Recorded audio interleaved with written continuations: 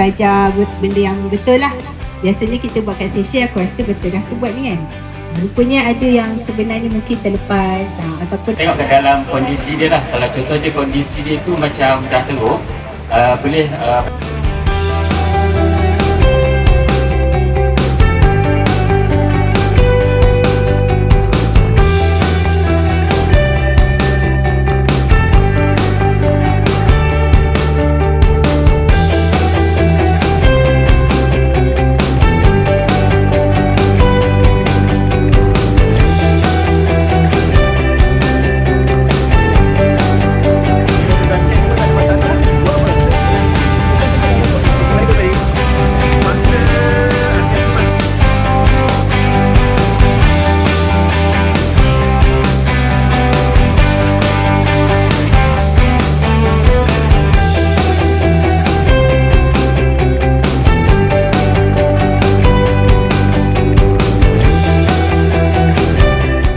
pun ada maksudnya pengalaman kerja yang berlainan. Okey.